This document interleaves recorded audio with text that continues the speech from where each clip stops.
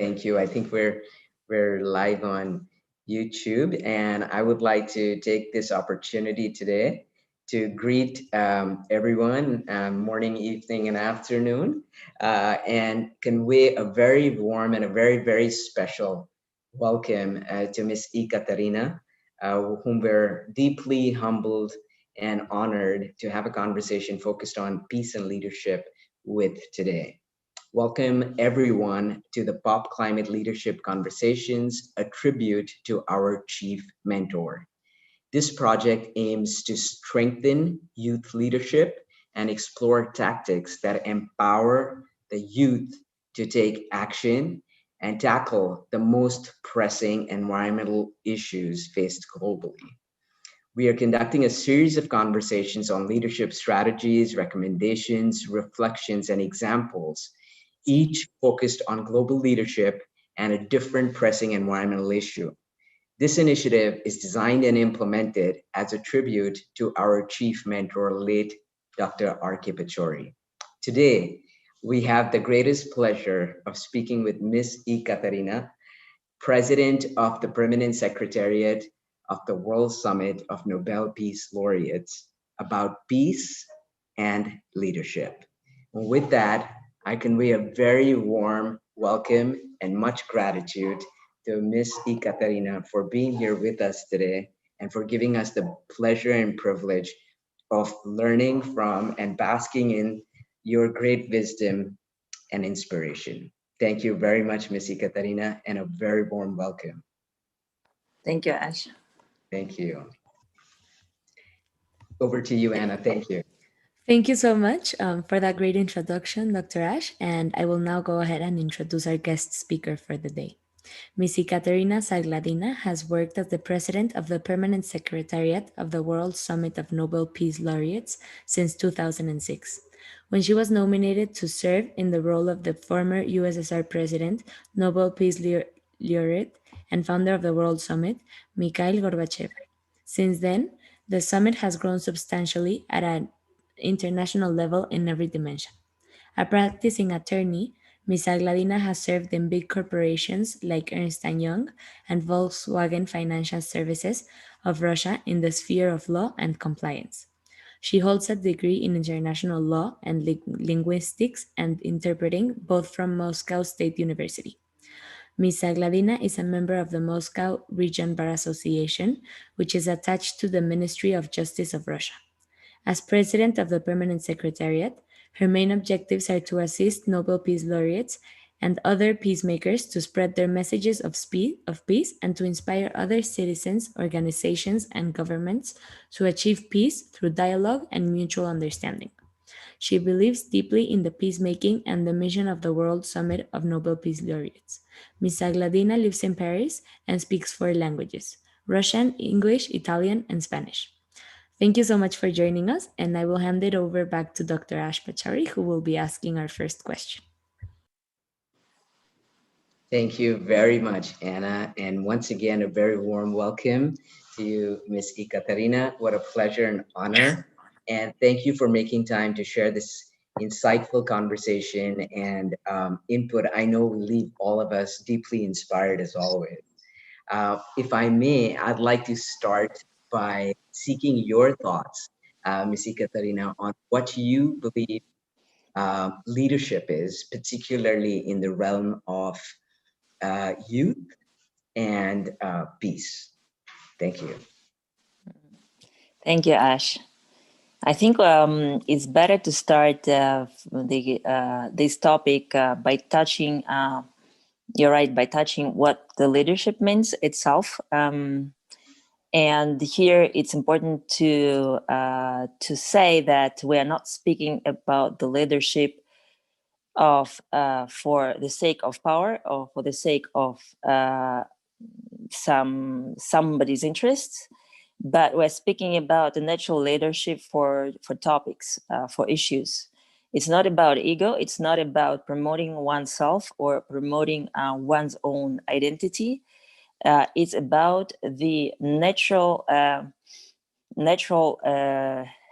self-expression in a context For example, if there is a topic, an issue that is to be resolved, and the person feels like being capable by internal force, by internal talents, by internal knowledge, experience, being able to lead for this or that topic, then it comes naturally. Then it comes from the bottom of the heart, and it comes for resolving the issue and not for self-esteem or for self promotion. That's a very I guess it's a very important it's a very important aspect that we need to consider regarding the leadership in a I apologize for my allergy. uh, Regarding the leadership among young people, considering that they acquire, while growing, they acquire experience from year to year, it's important, if one seeks the leadership to resolve the issues, it's important to follow one's own heart, one's own internal convocation, what I can lead people for. It cannot be it can be multiple dimension. It can be not only one topic, environment. And I think it's important to lift here a fixed idea. I need to lead people for the whole of my life for one context. It's important to see how the personality develops throughout the years and acquires new knowledge, new experience, and can really acquire new talents and lead in this direction. Again, if you follow not an idea to feed your ego to become a leader, but you follow to resolve the topics, you may open with the run of the years a lot of talents in yourself, and you can actually lead for many topics. And that's, I think, the key to the leadership. And I think the social environment puts a lot of pressure on young people, saying you have to be the leader. You have to be the leader for what? Do we need all these leaders, or we just need the good human beings able to resolve topics on a normal basis? Without, there is a distinction between heroes who do things for being a hero, or there are true heroes who do things and they don't know that they are heroes, So here we have to distinguish what you need the leadership for. And growing a lot of leaders, it's great, but I think leadership is mixed here with this resolution of topics and having career, having going to political dimension, necessarily taking up a position. I'm not speaking about everyone. Of course, there are lot of leaders leading for topics, and that's, this is the great leadership. Even politicians, they need to grow naturally. It shall be convocation. And being a leader in for example, in some artisan sphere, for example, getting together people for growing natural food, is the same value for humanity as being a leader in politics, leading people for just organizing people. Yes, these are different talents. And it's important to understand here that everyone has to follow owns internal feeling where it's the best way to open the talents. So I hope I answered your question. You did. Absolutely, Miss Ekaterina. And in fact, you brought up some very, very powerful points.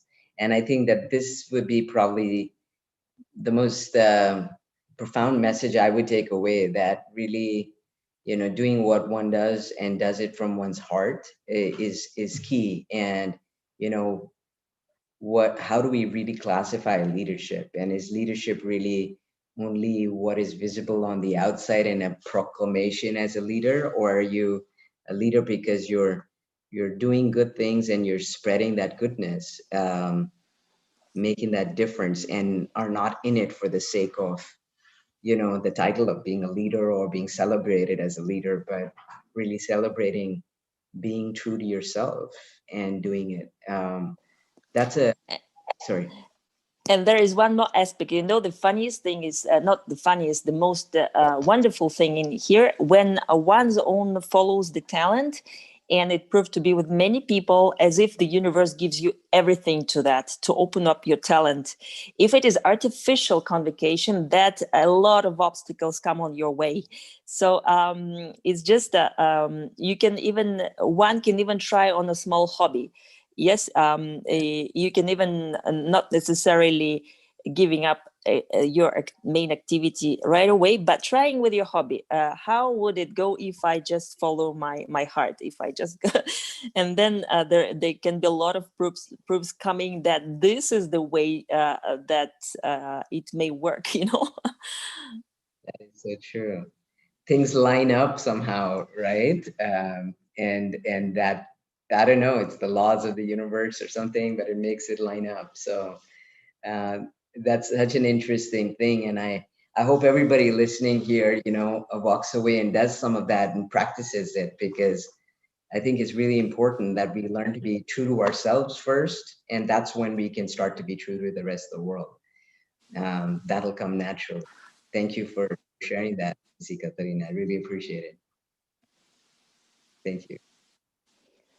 Thank you so much for that wonderful question and that wonderful answer. It was very inspiring to hear. Now I would like to hand it over to Vanessa, who would be asking our next question. Thank you so much, Anna. So my question is related on personal peace while we work on seeking for solutions on global challenges. So how can we all work on personal peace to make it part of our lifestyle? And what role will peace play as we face and seek for solutions on global challenges? Thank you so much.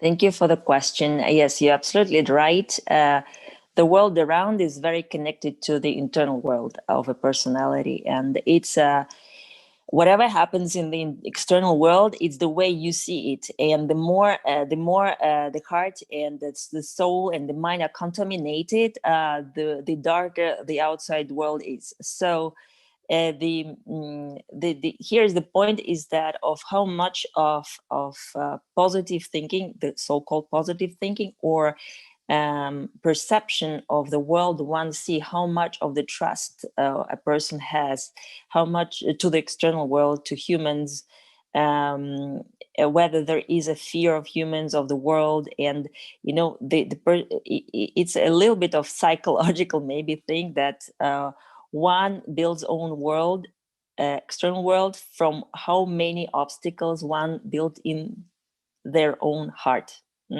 So we are speaking about being more open to the world with the heart. We're not speaking about some romantic things. It's a very practical thing. By opening a heart to the world, to humans, it means that one can really build a harmony between the internal world with the external world. The way it is achieved, of course, is to harmonize inside of you, your own world, your own perceptions. If we speak about if our thoughts, words, and actions are negative, of course, the world brings the same reaction. And it's not the reaction, it's actually the perception of how world reacts on one's own actions, words, and thoughts, because the thoughts and words and actions from inside world are coming with negativity.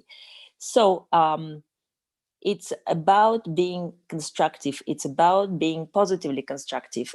Okay, we face a problem. There is some issue. Okay, but there is no fatalism in this. It's the way we perceive.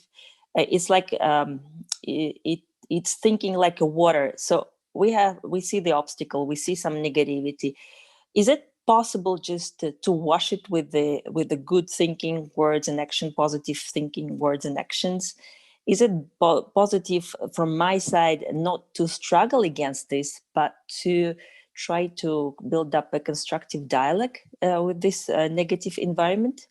I don't believe that struggling negativity is possible with negativity. It's about to build a way to find a harmony, because we are all humans, and the world is not uniform. it has different expressions, and everyone is on its own level of evolution. So it means that someone who already got some lessons and had own conclusions as in another level of thinking shall not insist on other person being the same, because we're different, and this is the beauty of the world.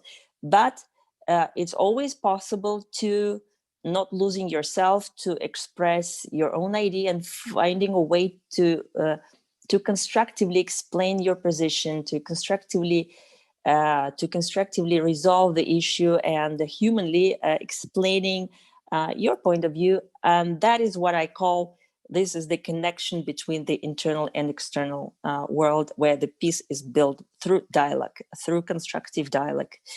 And this is what and there is another aspect.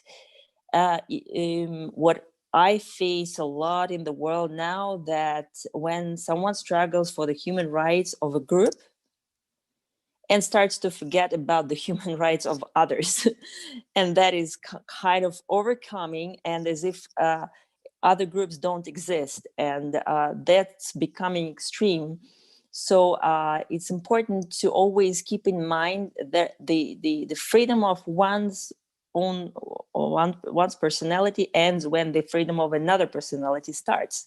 So it's important always to have this midway and constructive dialogue, listening and being responsive also to someone's thoughts. It's always possible to find by minor steps this midway, if there is a capability to listen and to dialogue.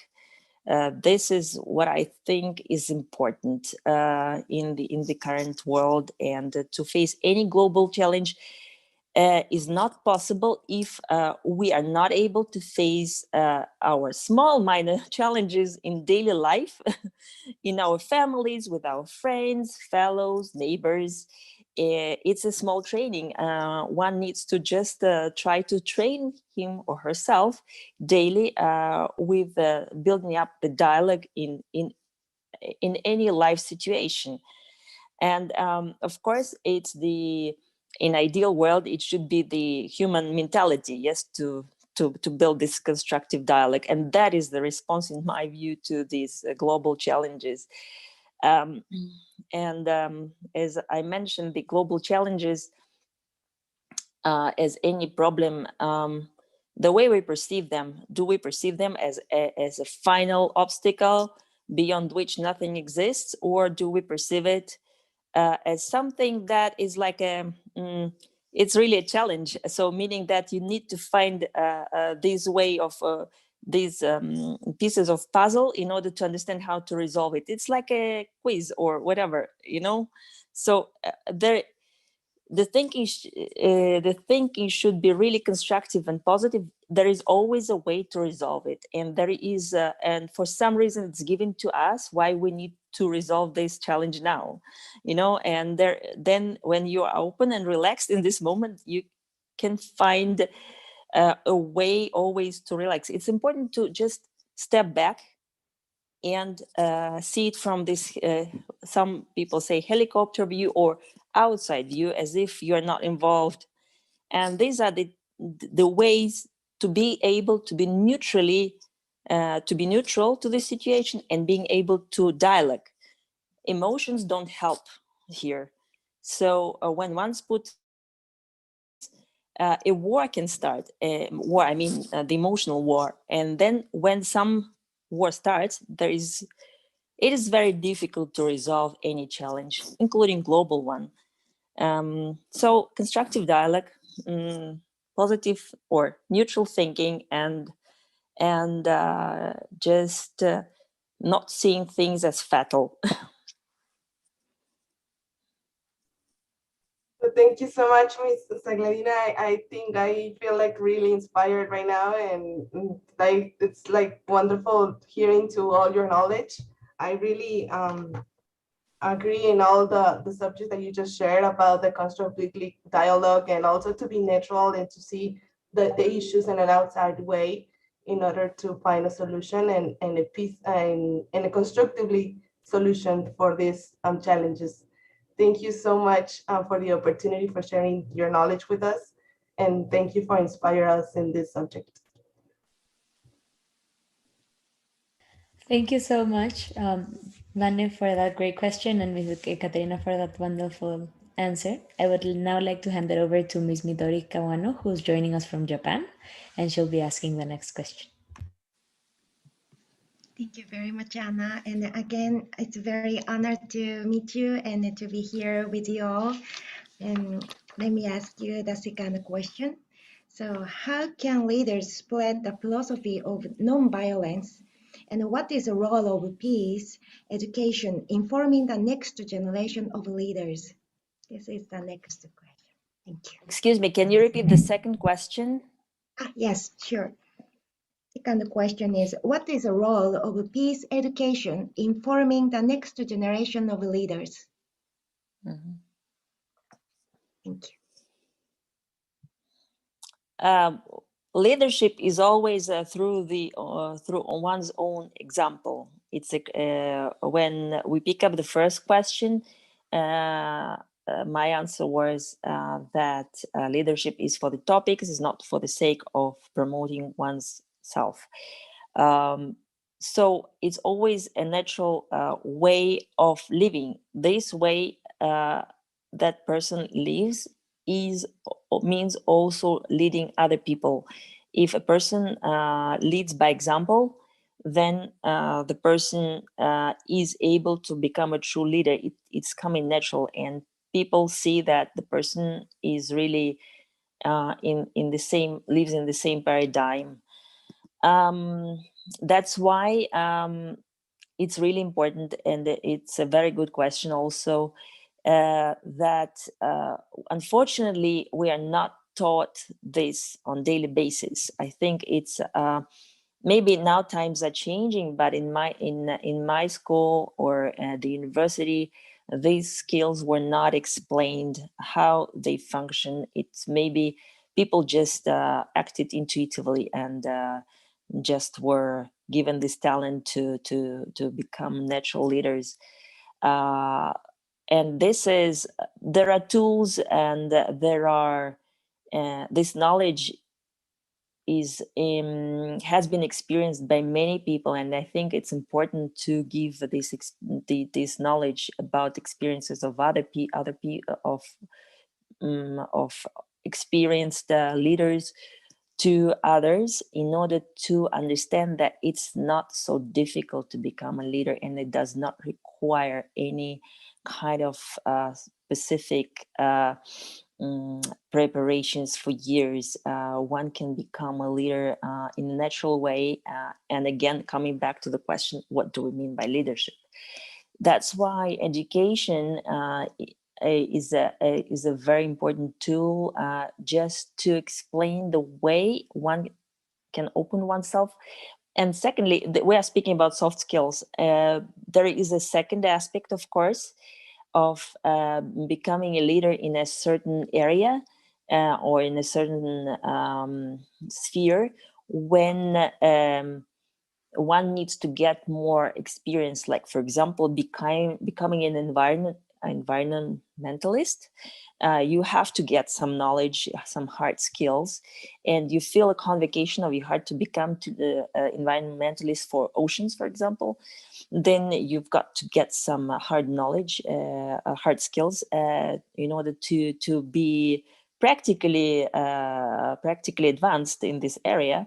That's why I think education shall give both these soft skills, giving good examples of how leadership can be expressed, and hard skills in a certain area the person wants to practice. For example, you might know we have at the World Summit of Nobel Peace Laureates the youth program Leading by Example. And it's constructed in this way, that we always expose very experienced personalities, starting from Nobel Peace Laureates, continuing with the civil society, and then youth leaders, to show these examples in terms of soft skills and hard skills. So educational aspect is, of course, a fundamental tool to spread this idea, because some in our society, we have a lot of paradigms that are very strict. The creativity means just drawing or singing or whatever, but I think creativity is just life, where it's the way you express yourself.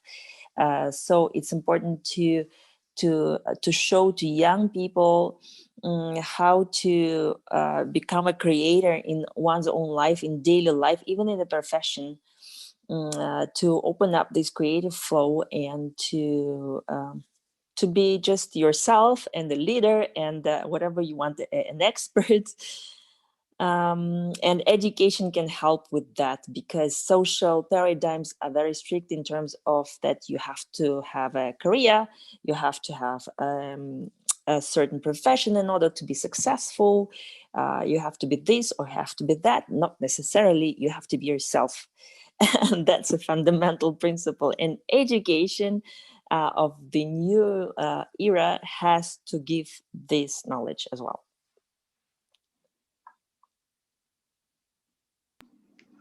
Thank you very much for your invaluable wisdom. And I really liked and very happy to hear your opinion. And so what I was inspired was that creativity is how you express yourself, you said. So, and in Japan, I think I usually don't really find the schools that can teach those wisdom or knowledge. So I hope many of people in Japan also will watch this video on YouTube and then learn those skills and how much important to make inner peace and to find ourselves and listen to our inner voice and to follow our instinct and to be a good leader and also be the students in education. Sorry, but thank you very Just much. one remark, just again, we shall not push people to become leaders. It's something that is also a strict paradigm. So people shall just follow their heart. Not shall, they may choose to follow their hearts, and not necessarily becoming leaders. You may have a small community of five persons, not necessarily leading crowds. And the leadership is not, again, an aim. It's just important to the whole life is about to express yourself and not somebody's dream and not somebody's thought. So I just plead all your Ash. Leadership is something that is for topics, and not necessarily one needs to become a leader. One can become an artist, and that's it, and live for himself or herself, exposing the true great artistic pieces or pieces of art. There was one very special topic raised in one of the conferences where I took part. And when I said that the society has to think of how to just grow good human beings, happy human beings, and that there is so much suicide now when people don't find themselves and they just don't understand how to realize how to grow this seed from themselves into the external world, because external world is very predetermined. And here it's important to see these half shadows, half colors, not just go into extreme. There's only a red or blue. No, there are a lot of semi-shadows. So it's important to open this creative flow in oneself. I totally agree with you and thank you very much. Thank you so much. And now I would like to hand it over to Paola, who will be asking our next question. She is from Mexico and she's a new member to the pop family. Yeah, thank you very much. I'm very, very happy to be here. And I've loved all the answers and all the questions that have been told in this meeting. And I think that my question would be, how can we environmental activists can become ambassadors of peace? Also, what's the importance of us environmental activists being ambassadors of peace? And what are tools and strategies to do so? Because I think especially for the youth that's involved in the climate crisis, I think it's very hard because we were just born into a very anxiety-inducing world. So I was just wondering, what are some tools? Can you repeat? You said the ambassadors for peace, right? Yeah. Uh-huh. And what are the tools to become ambassadors, right? This is what you would like to hear. What do you mean by ambassador of peace? Just a question from my side. I think professionally, but also how can we encompass, like how can we represent peace in order to be able to spread it? Because yeah, I think it can be interpreted like how can we develop a career in being an ambassador of peace, but also how can we ourselves also represent this. Mm-hmm. Thank you. So I think it's a very good point that you just mentioned, that it's important that one feels to be the ambassador of peace, and then it comes to any career. It shall be a natural convocation of one's own heart. You cannot build career on on something that is not coming from your heart. You know what I mean? It's like as if becoming a musician for career. Can you imagine that? There shall be some talent inside, or there shall be some convocation inside. If you do music, or if one sings for building career, it's fine. I mean, as long as this goes together hand in hand with the talent and convocation of your heart. But I think these sacral things like talents or convocations of the heart, they cannot be used or no these cannot be taken artificially. You know, you cannot take it artificially and having this as a tool to build up your career. If one is a natural musician or is a natural painter and is a really talented person, then one can become popular from the essence of what this person is doing, and not for being popular. I just draw any picture because I have a technique and I draw a picture and I sell it. It's also a way, but as you know, there will be something missing in in any case, I guess.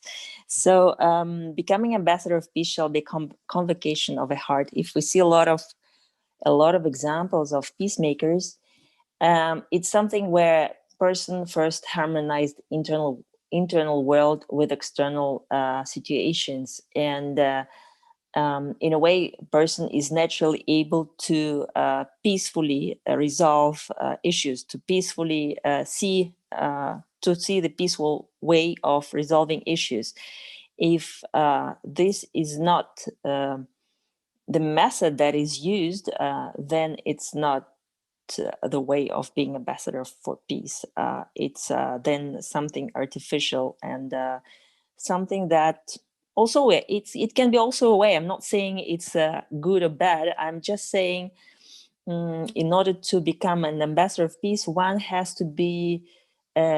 needs to build own world of peace. As I said before, trying to even practice this peace daily among communities, among family members, classmates, and then becoming a true ambassador of peace through expressing the philosophy of peace. It's like a philosophy of life. It's a daily, it's the way of daily life. It's the way of you live daily. And then coming if a person is really good in this and advancing and is conscious about what each day brings is in own life, how one resolves the topics which are faced daily, then you can really offer this talent to the world. And then, of course, there are institutions where one can go and really give your talent, your energy, your thoughts, actions to the communities through being through building a career in an institution, or building own NGO, or working on individual basis. It's I would say it's the first becoming ambassador of peace. It's the way you live. It's not something that one can take as a career path for artificially. I don't know if I expressed well the idea, but I hope that it's something something that is answered previously by me. Just to give you some examples, among the Nobel laureates, we have a lot of personalities who were in the very difficult political contexts or economical contexts, and the way they dealt with the issues maybe was not perfect in some cases, and there can be a lot of criticism, but they were not thinking first of all of becoming the peace ambassador. They were just looking at the issue to resolve first, and then fame came and career came. It happened afterwards because they were ambassadors of peaceful way of thinking, or non-violent way of thinking by themselves naturally. And each Nobel Peace Laureate had own strong characteristic that brought them to this way of peaceful thinking. Like I always like to give an example of President de Klerk, who actually was criticized afterwards that he gave up his own party, but he knew that apartheid is not more the way to live in his country. So actually, at cost of his own political career, he knew he wouldn't win the next elections. He just did what was right according to his conscience. So a person literally gave up the career for peace. So I think it's just a matter of how the person lives, and then things come together. They will start to collect. Yeah, thank you very much. I completely agree. I think it's a similar situation when, for example, there's a saying that says you can't love someone unless you love yourself first. I think it's very, very similar to this case, right? You can't be a representative for peace unless you live a peaceful life yourself, unless you're at peace with yourself. So yeah, thank you very much. It's very inspiring. You're welcome. Thank you so much, Paola, for that great question, and Miss Ekaterina for that amazing answer. I would now like to hand it over to Ash for his insights. Sure. Thank you so much. I mean, this has been a very deep and important and profound conversation. And I just want to say thank you for so much that you've shared with us in a matter of minutes, actually. And I think that, you know, I recall my first conversation with you, and, you know, you exemplify it yourself. I know you believe in it. All of what you've said to us here you know, you believe in it and you live by it. And therefore, when you say, you know, leading by example, whether you practice it in your life alone with yourself, and therefore thus is the honesty with oneself, or it's with the 4 people in the house, or the 10 people in the house, or the 15 people in the community. You know, that is true to oneself. And the moment one is true to oneself, you know, we're able to live by example, but very importantly also we exemplify. And you know, you're a case in point, frankly, because I know at your depths you believe in everything, and therefore it's a true synchronicity with your internal self. And that internal self ultimately will live in dissonance. If you said, like, for example, for the sake of being a musician, one picks up a music instrument and learns to play it, and then we start to play it, where actually there's a complete state of dissonance with what I internally am and believe versus what I do on the outside. And therefore, being true to oneself is so important in order to be true to everyone else. And that truth will manifest. And people, I think, no matter what, will always see through what it is that one is. And in that is also the relation to what Paula just said, which is that you can only give if you're in a place where you yourself are full. You can love if you know how to love and practice that with oneself to begin with. And I think, you know, these are very, very powerful messages, because oftentimes we find language such as leadership, for instance, very loosely thrown around. People think leadership is about having a title. It isn't about that at all. So I just want to say thank you for sharing so much with us. And I know, Miss Ekaterina, I've had the privilege of spending time with you and talking to you about practices that make one with oneself internally at, you know, mind, heart, and soul. And I'd love to hear your thoughts, and I know it'll allow many to practice. Just some strategies that you believe in and you feel would be the essence to share with the many people I know who listen to this conversation, what we can do to really find that oneness at the many different dimensions of our existence, and therefore also live by it. I'd love to hear your thoughts, please. Thank you for this question. Believe me, I also made my way for this philosophy, and it took me years to understand who I am. Even though the life brought me to the World Summit of Nobel Peace Laureates, I was, at some moments, I was unconscious. So it was just intuition which I followed. And then I realized who I am, what I want to do. So it's okay. The most fundamental thing for practicing one's own true natural way is to accept that whatever happens, it's okay. It's okay.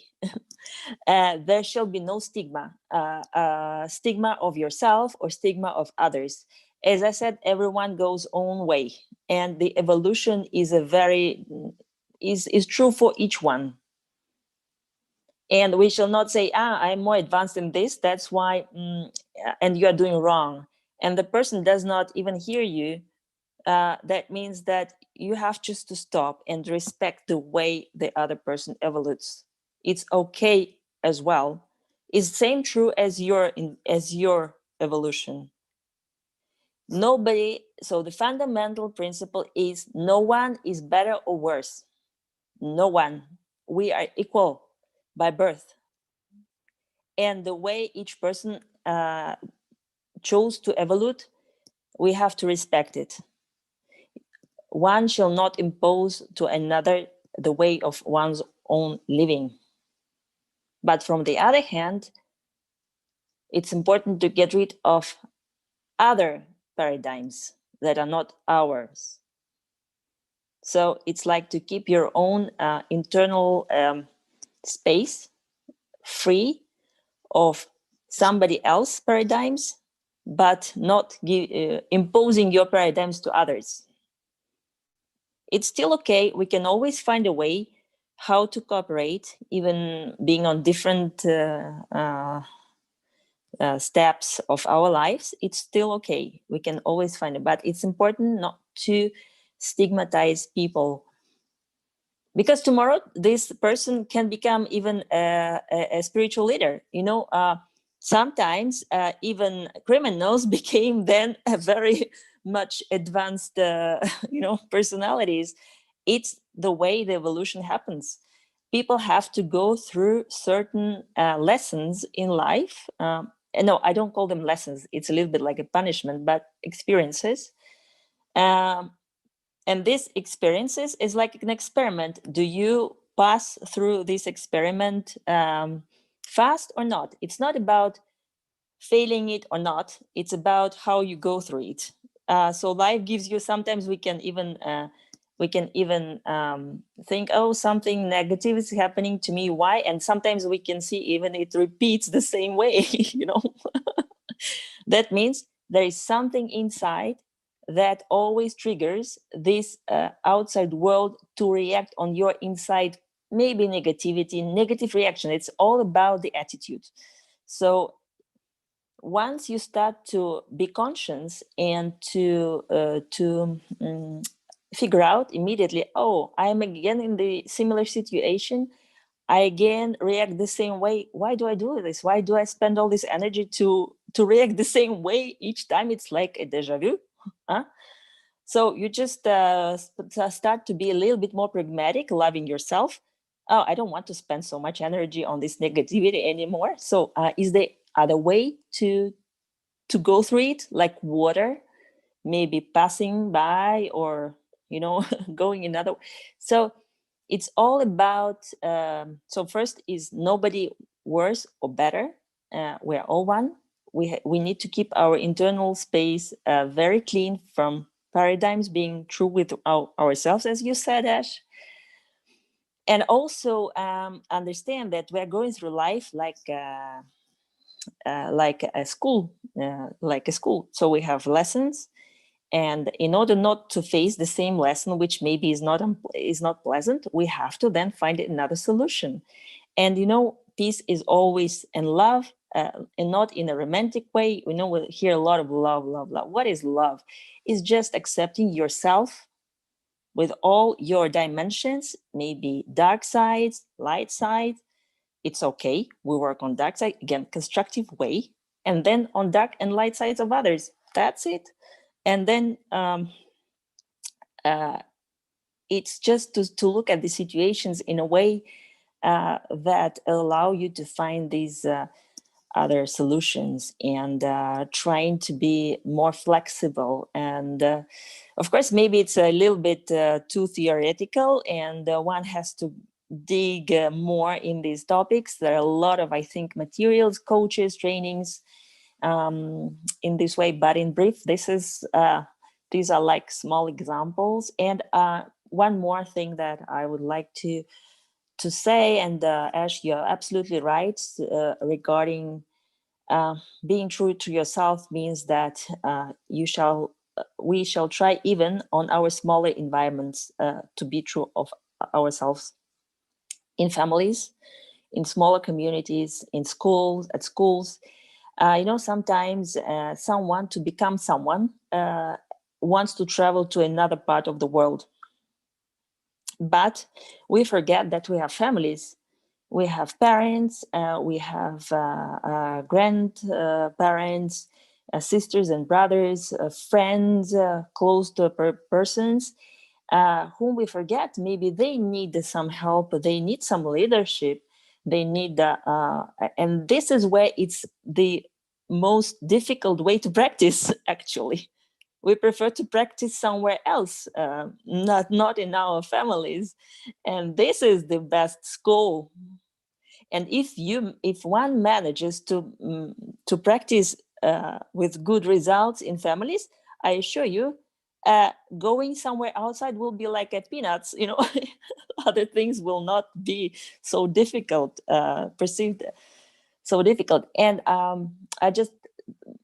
I just would like to plead that there are so many communities around us in our hometowns that require help, and we should. And it's sometimes we dream of stars, but the true issues are sometimes here around us.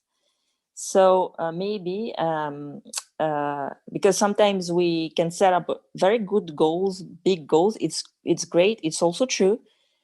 But if you don't know where to start, just look around and start from smaller things around you, even within your family.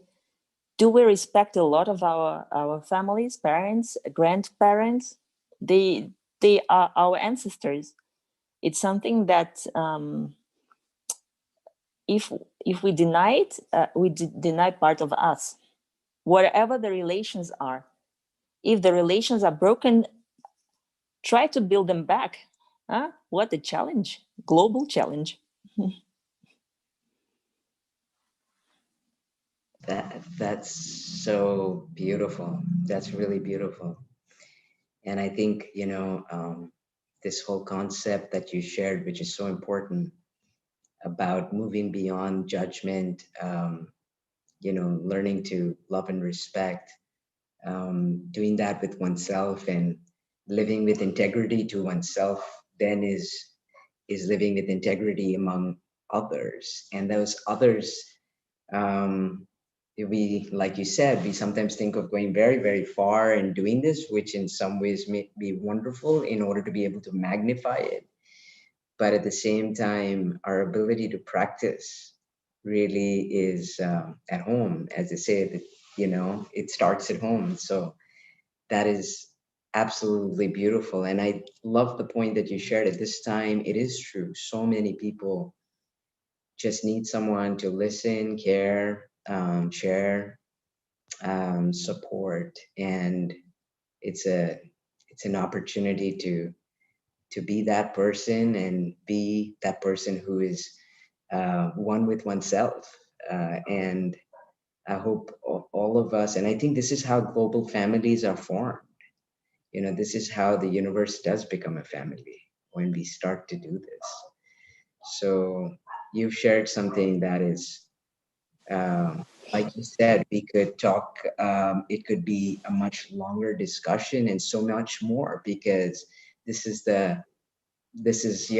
touching on the subject in some ways, but life is a journey, and we have things to do and things to experience, like you said rightly. And on that journey, we're together, and there are many others too. So embracing them en route is so important.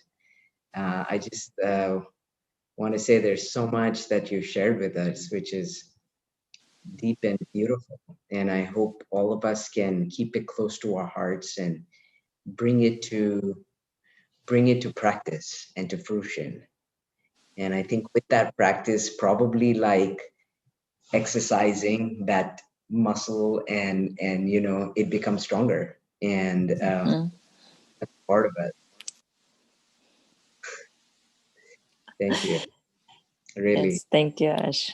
this has been And sorry, please. just a small experiment, and it is a practical tool. Your community is about environment, right? So like there are a lot of activists. There is a word struggling for something. Yes. And I prefer to use protecting or preventing rather than struggling. But because when you struggle, that means that you struggle against something, and it's like, and then there is a small exercise.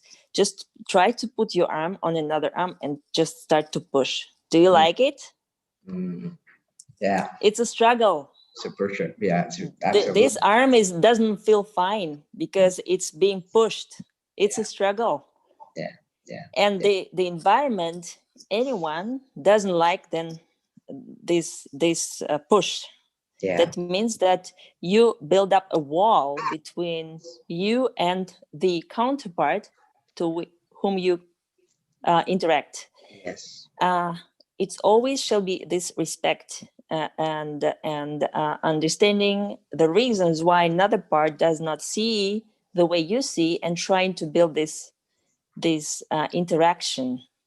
Yes, yes, absolutely. And that's such an important thing because, you know, we loosely use language, um, words like the fight or the struggle or the war. You know, those are very indicative of a lot of what plays out in the subconscious ultimately, and also certainly what we communicate. And so it is a lot of the energy that one embraces, one communicates, one shares, and then creates more of.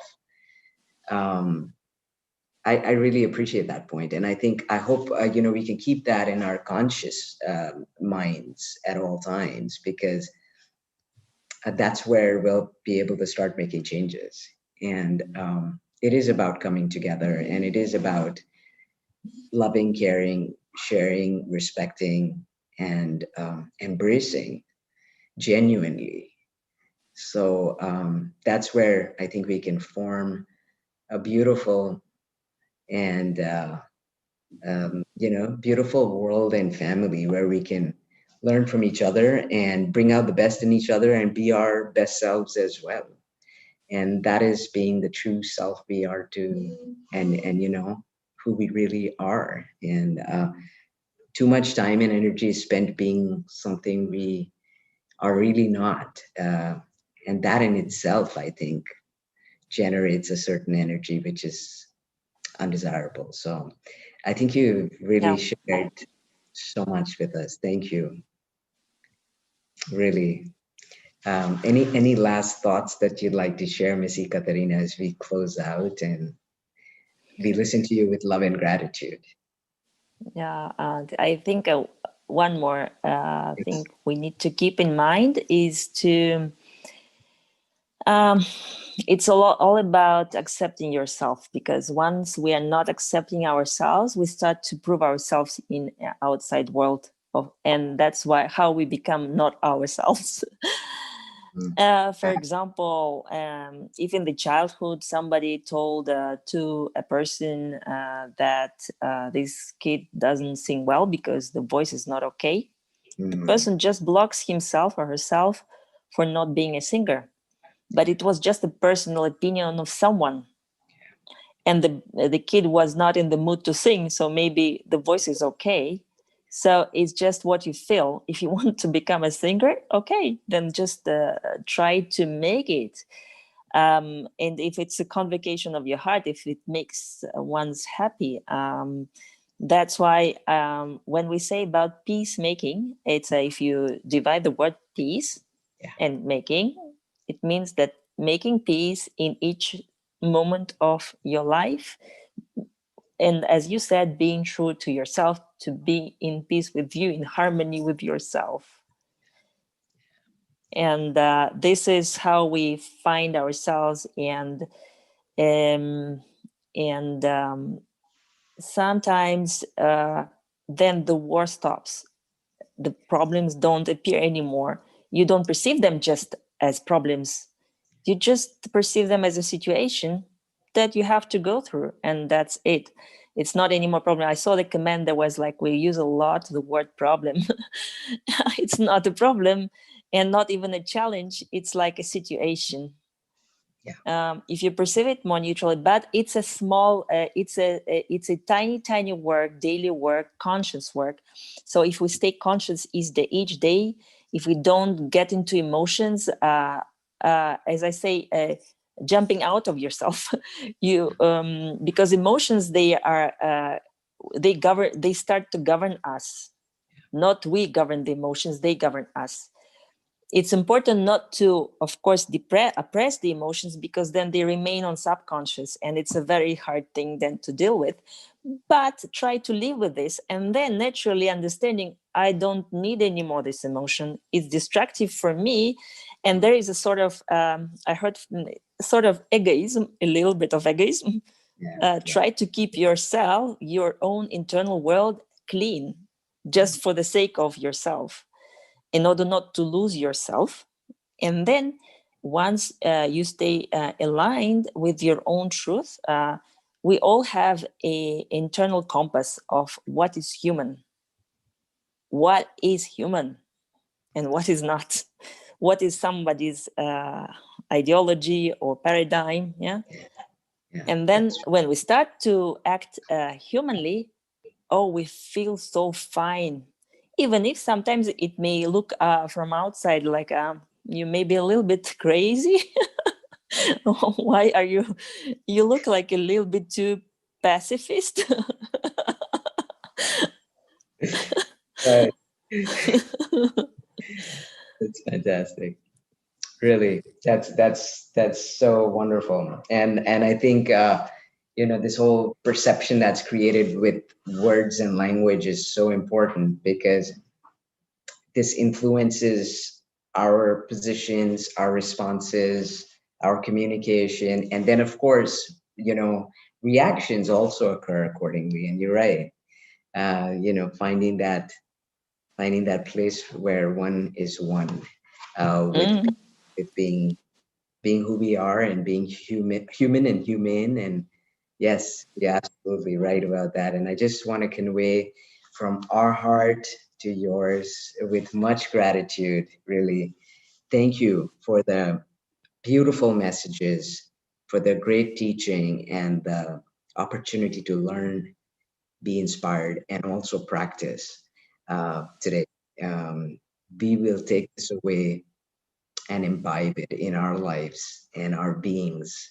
And once again, we are grateful for your time and your insight and wisdom. And I also want to say that we truly believe and live as a family. And I want to convey my gratitude to you for helping us to express and really magnify that in our lives.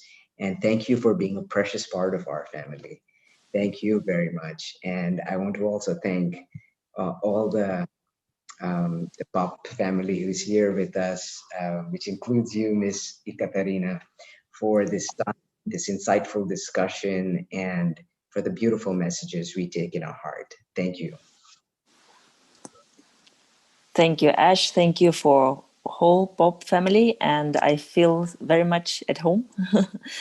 And I feel that we have a lot in common with each one present today and not present. And your philosophy of the philosophy of Pop movement is very close to my heart and to the hearts of our colleagues. We really very much appreciate our cooperation and hope to build up more conversations for the benefit of all. Thank you, really. The whole concept of folding one's hands is that this means we put our hands here because I pray to you from my heart to yours. And so I just want to say that I genuinely express that as we speak right now. And thank you, and echo every bit of the sentiment. And we shall continue to learn and be inspired and exchange, and very importantly practice in our lives. And I'm sure with goodness, one of the most beautiful things is it grows. The more we share it, the more it's going to grow. So I just want to say thank you so much, and to much more. I just and we'd love to get a picture with you if we may, please, Miss Ekaterina. Thank you. So Drisha, you want to turn your camera on if possible, please, if you could. Thank you. Thank you so much. I shall share this picture with you as well. Thank you, Miss Ekaterina. Thank you very much. Thank you, family. Thank you all. Okay. Thank you. Stay safe, everyone. Thank you so much. Talk to you soon. Thank you. Bye-bye.